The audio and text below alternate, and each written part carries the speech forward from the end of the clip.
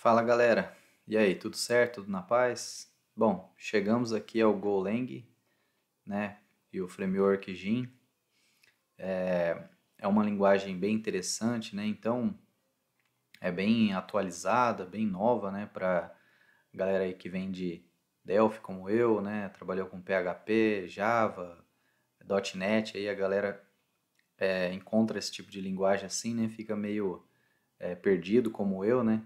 Que é uma linguagem meio diferentona assim e tal, né? Mas vamos lá. Então, por que escolher o Golang, né? O Golang ele é uma linguagem que foi criada pelo Google, né? Se não me engano, em 2007, mas eles liberaram ela assim para a galera utilizar em 2009. É uma linguagem muito utilizada para scripts, né, em servidores, para trabalhar em cloud, né? Ela é responsável pela criação do Kubernetes, pelo Terraform, né? Várias outras plataformas já estão sendo feitas utilizando o Go, né? Ele promete ser uma programação rápida, né? Alta performance e tal, né? Tá aí no topo das linguagens que tem maior performance, né? Por esses benchmark, essas avaliações que o pessoal faz aí, né? De uma linguagem top, né? E ele está entre umas das linguagens que o pessoal mais gosta de utilizar, né? O pessoal que tem trabalhado com ele está gostando de trabalhar com ele, né? Então, por isso eu quis trazer aqui para a gente também avaliar, também fazer esse desafio aqui para poder colocar nessa nossa lista, né? E por que o Gin, né? O Gin dos que eu pesquisei, né? É uma API, um framework voltado para API, assim, né? Bem utilizado, né? Tem uma galera que bastante material disponível na internet e tal, documentação e tudo mais. Foi uma que eu acabei gostando. Eu sei que existem outros, né? Mas esse aqui foi o que eu optei para trazer nesse desafio aqui para a gente poder testar e ver se vai agregar para a gente aqui. Beleza? Então, vamos para o código. Bom, galera, então chegando aqui a nossa página do Gingonic, né? É a página oficial aqui do Gin Web Framework, né? Você tem várias informações sobre ele aqui, né? O pessoal fala, aqui no caso vem escrito que ele é rápido, ele tem vários middlewares, né? Como suporte, tem muitas características aqui, né? Descritas aqui que você pode dar uma olhada, né? Então, se a gente entrar aqui na opção de Leia Mais, a gente vai poder achar alguns exemplos e tal, né? Aqui a gente tem o Kickstart, né? Que é o que a gente vai utilizar aqui no projeto. E no início aqui ele já fala pra gente, ó, você precisa ter o Go instalado, né? Então o Go, pra gente achar ele, né? Basta você pesquisar Golang aí no Google, você vai achar, vai cair nessa página aqui, go.dev. Aqui ele fala sobre o Go, né? Que é a linguagem que foi criada em 2007, né? Tem pacote para trabalhar em diferentes sistemas operacionais, né? Algumas companhias que estão usando o Go, bem interessante aqui, né, e tal. Aqui você vai ver um depoimento aqui e tal, né? Um, tente você mesmo aqui, né? Um próprio cara que você vai escrevendo aqui e manda rodar aqui no próprio site deles, né? Para provar que é algo simples, é algo rápido de desenvolver, que tem mais algumas informações, né? Então o que a gente precisa é esse download aqui. Então eu vou clicar aqui em download, ele vai me direcionar aqui para uma pasta e a gente vai baixar esse aqui, ó, Microsoft Windows, né? No meu caso aqui é o Windows 10.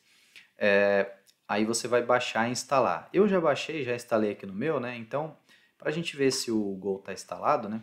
Você vai vir aqui no seu prompt de comando, vai digitar Go espaço version. Dessa forma aqui você vai conseguir ver a versão do Go que está instalado aí no seu dispositivo, né? No seu computador. Beleza, então para a gente começar, a gente vai fazer o seguinte, né? Vamos voltar aqui no Kickstart do Gin e ele fala para a gente o seguinte, né? Ele precisa da instalação do Gin, né? Só que para eu rodar esse cara aqui, eu já tenho que estar com o meu ambiente instalado, né?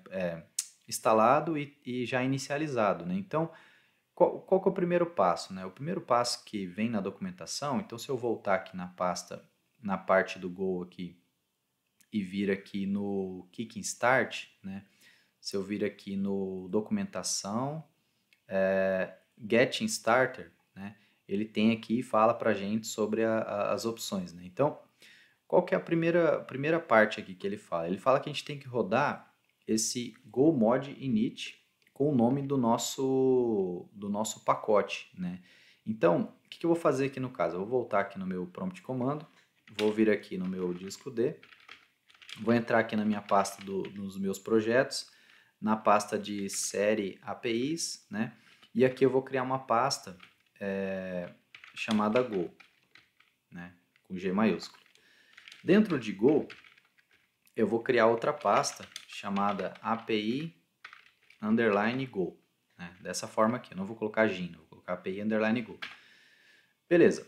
Dentro dessa pasta API underline Go, eu vou entrar nela aqui, a gente vai rodar esse comando aqui, ó, go mod init, né? E aí a gente vai colocar o nome do nosso projeto. Então eu vou colocar assim, API go barra gin. Vou deixar dessa forma aqui. Vou teclar Enter aqui. Ele falou que ele foi criado, né, o mod.go. Então se eu digitar aqui dir, você vai ver que ele já criou um arquivo chamado go.mod, né? Beleza, então vamos fazer o seguinte, vamos abrir o nosso projeto aqui. Vou digitar aqui code ponto, né, para poder abrir o meu Visual Studio. Beleza, com o meu Visual Studio aberto, né, ele vai trazer aqui para a gente esse Go Mod. Ó, você pode observar que ele simplesmente coloca o nome do nosso módulo e a versão do Go que a gente está utilizando, né, nada mais.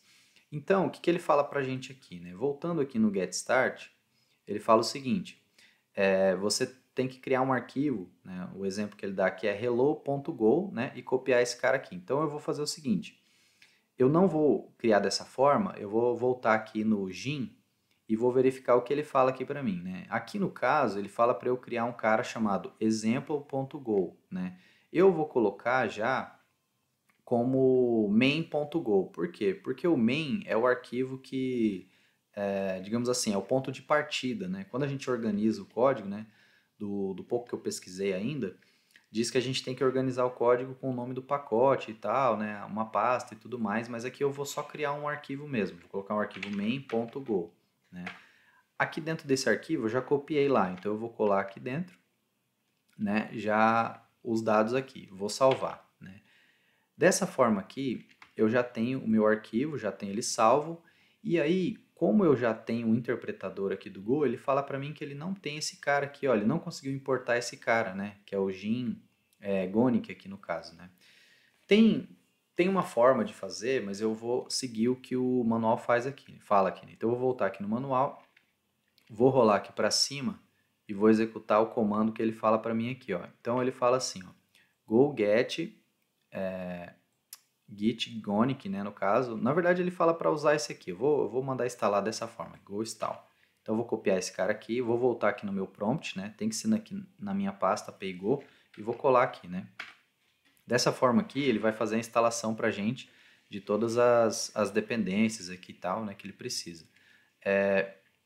Aí ele falou que não é um main package, né? Beleza, ele está dizendo que não, por algum motivo ele não conseguiu gerar um pacote main aqui no caso, né? Eu vou salvar aqui de novo meu projeto para ver se ele conseguiu identificar. Tá, eu vou tentar fazer da outra forma aqui que ele falou para mim. Então deixa eu voltar aqui, vou colocar go get, né? E vou fazer dessa forma aqui. Vou voltar aqui no meu prompt comando, vou usar o go get -u. Tá, beleza. Então, dessa forma aqui, então eu estava fazendo da forma errada, né? Dessa forma aqui, é para a gente agregar ele ao nosso projeto quando a gente já inicializou um projeto, né? Esse aqui, basicamente, ele iria criar para a gente um projeto do zero, né? Já com essa questão do main e tudo mais, né? Então, basicamente, ele instalado aqui, acho que agora a gente consegue rodar ele, né? Vou salvar de novo aqui o projeto, ver se ele vai identificar. Beleza, pessoal, ó, agora ele ficou aqui, não está acusando nenhum erro, né? Então, como que a gente faz para rodar o nosso arquivo, né? Pela documentação, se eu voltar aqui na documentação, eu vou rolar aqui para baixo, ele fala para a gente dar um go run main.go. Então eu vou copiar esse cara aqui, vou vir aqui no meu terminal, e vou digitar go run main.go. Bom, pessoal, depois que eu rodei aqui, ele está falando o seguinte, ele está falando que a minha porta 8080 ela já está sendo utilizada, né? Então eu vou ter que modificar a porta. Então eu vou pesquisar aqui para a gente ver como que muda a porta na configuração do Go. Bom, pessoal, pesquisei aqui e é assim, ó, da seguinte forma, a gente coloca r.run e eu coloco o IP e a porta que eu quero. Então eu escolhi aqui a porta 7000. Dessa forma, se eu voltar aqui no meu prompt comando e executar o mesmo comando, go run main.go, ele já vai startar para a gente aqui, né? Ele ainda está ocorrendo uma exceção, porque eu imagino que seja algo para melhorar, para rodar aqui. No caso aqui ele está dizendo que eu tenho que rodar em debug mode, né? E não em release para rodar a produção e tudo mais e tal. Mas para a gente testar aqui, aparentemente vai funcionar. Então se eu colocar esse link aqui, né, 127 e tal, vou voltar aqui no meu navegador, colocar aqui 127.0.0.7000. Dessa forma aqui, ó, você pode ver que ele já está funcionando. No caso, ele deu aqui um 404, né? Página não encontrada. Então, se eu colocar aqui /ping, ele já respondeu aqui para mim o Pong. Então, já está funcionando o nosso servidor local, né? Agora, a gente precisa configurar para ter acesso ao Firebird, né? Então, aqui a gente vai precisar instalar o Firebird. Então, eu vou abrir aqui o meu prompt comando. Aqui no meu prompt comando eu vou parar aqui o serviço, né? E aqui eu vou precisar instalar o drive de comunicação com o Firebird, né? A biblioteca aqui que faz parte do Firebird.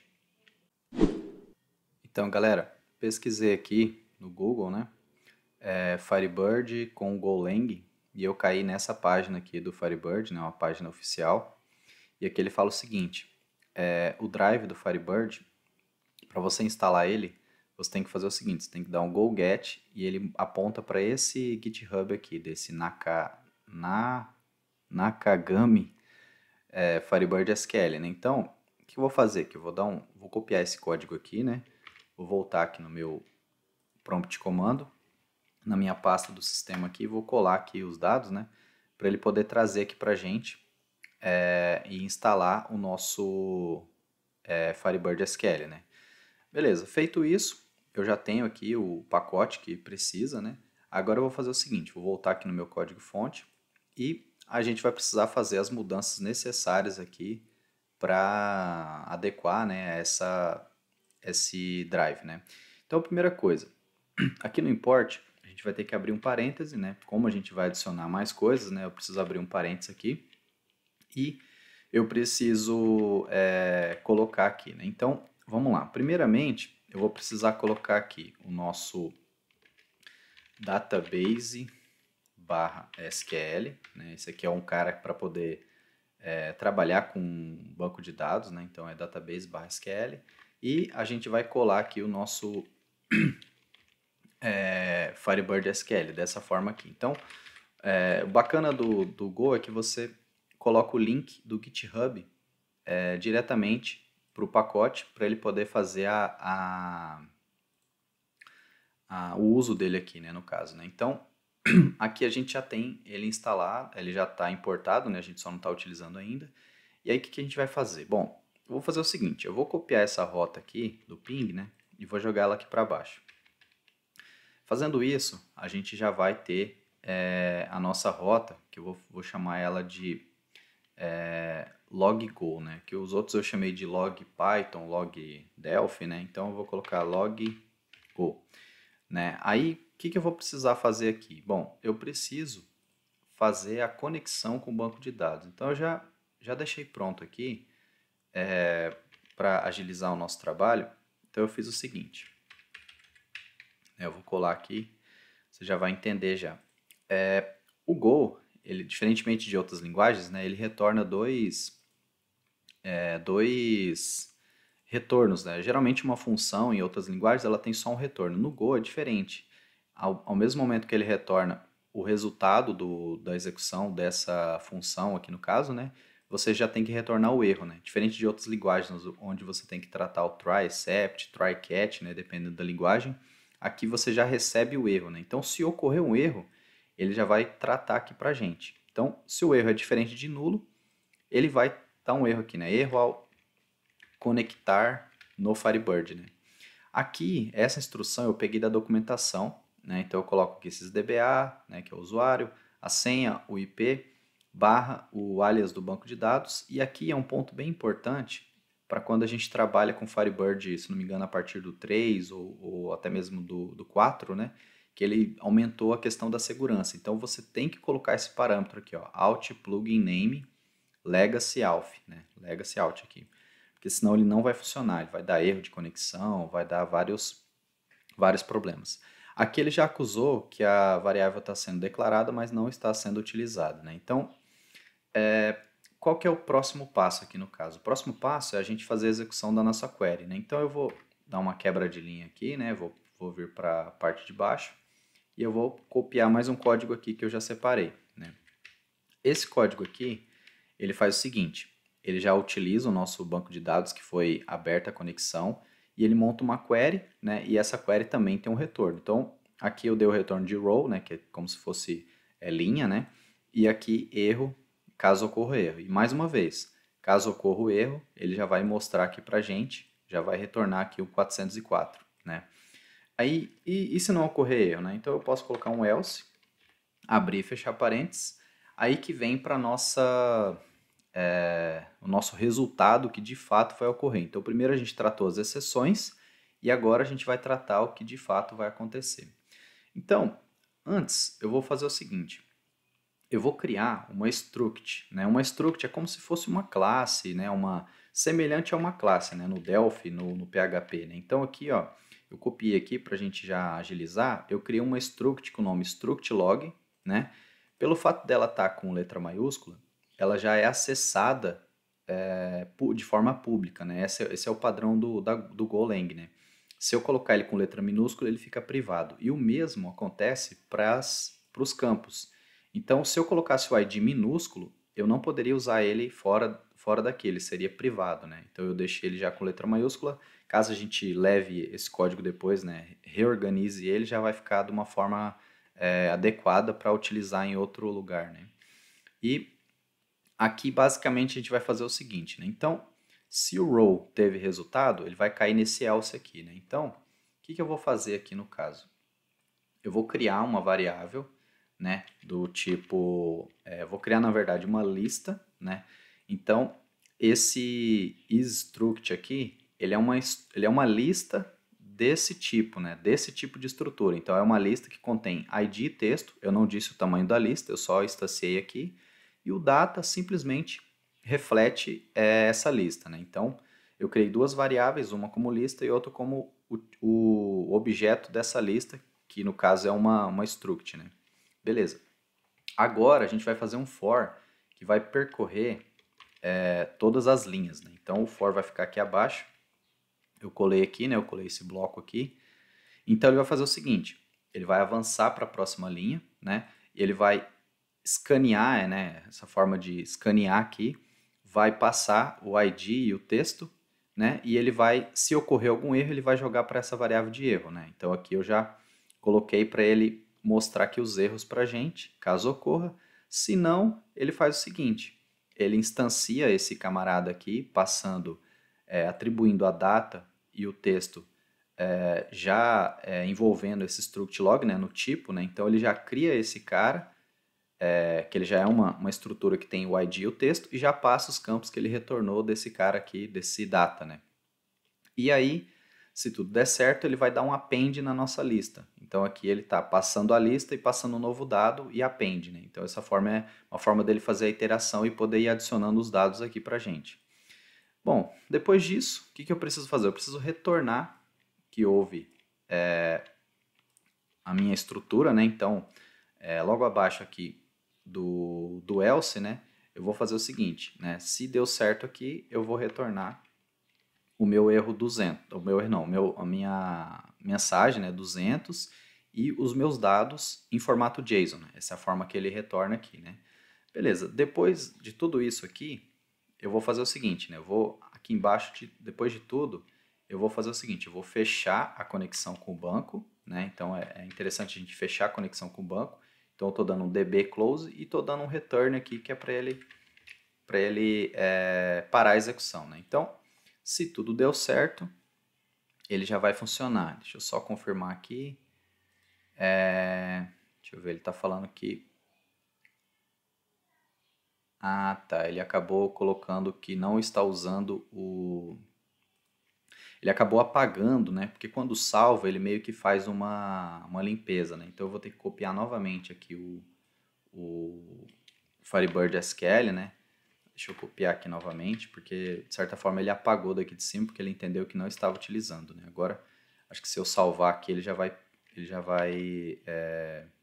deixar eu utilizar. Ele faz como se fosse uma varredura para ver se não tem nenhum uses aqui em cima que não está fazendo parte, né, e tal.